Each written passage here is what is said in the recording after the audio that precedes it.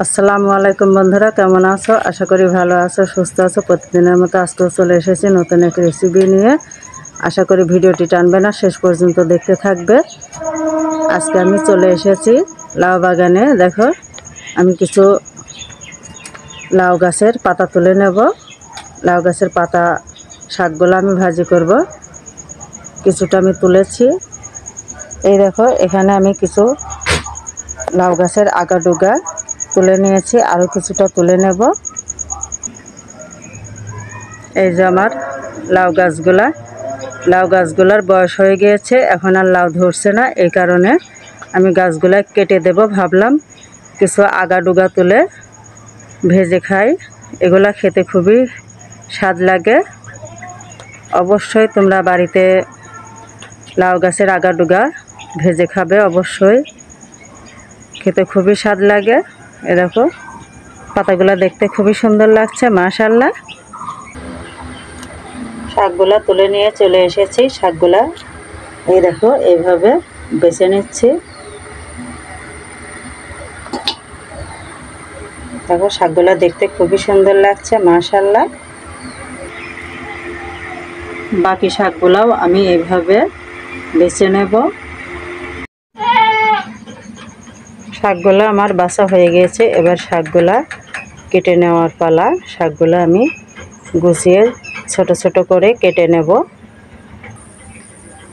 লাউ শাকগুলো আমি বেছে নিয়েছি। এই দেখো, এখানে আরও কয়েকটা মিট কুমড়োর আগাডোগা তুলে নিয়েছি। এগুলাও বেছে লাউ শাকের সঙ্গে মিশিয়ে দেব। শাকগুলো আমি বেছে নেব। কুমড়ো শাকগুলা এভাবে বেছে নিতে হয়, এভাবে বেছে নিচ্ছি। এই দেখো,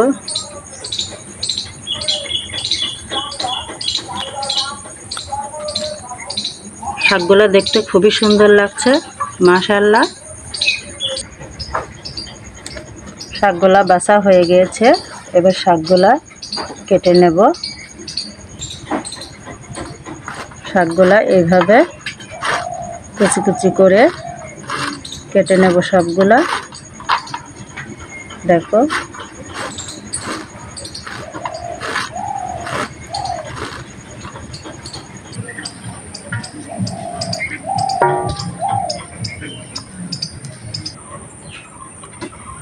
শাকগুলা সবগুলা কেটে নিয়েছি। এবার আমি শাকগুলা ভালোভাবে পরিষ্কার করে ধুয়ে নেব।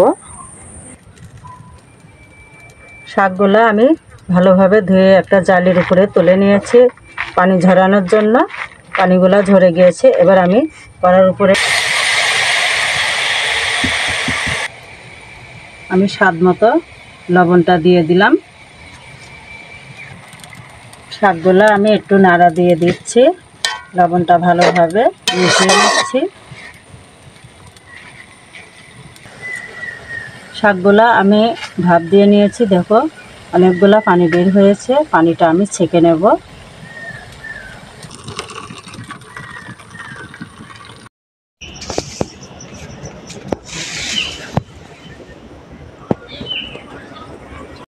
আমি শাকের পানিগুলা ছেঁকে নিয়েছি। এবার আমি মরিচ, পেঁয়াজ, রসুন কেটে নিয়েছি, সেগুলা দিয়ে দেব।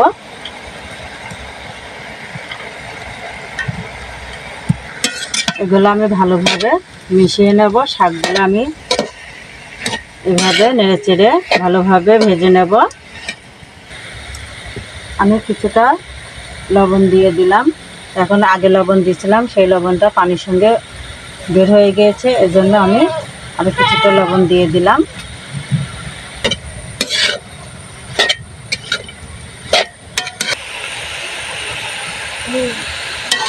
শাকগুলা আমি এবার ঢেলে নেব। ঢেলে সম্বারাটা দিয়ে দেব। আমি কড়াইতে তেলটা দিয়ে দিয়েছি। আমি কিছু পেঁয়াজ কুচি দিয়ে দেব।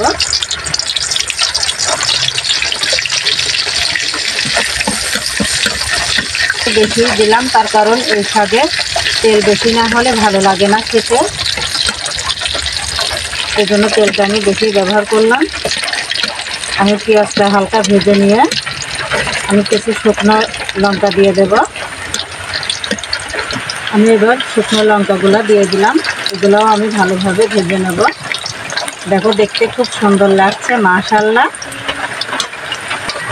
এগুলো ভাজা হয়ে গেছে, এবার আমি শাকগুলো ঢেলে দেবো, ভালোভাবে মিশিয়ে নিচ্ছি।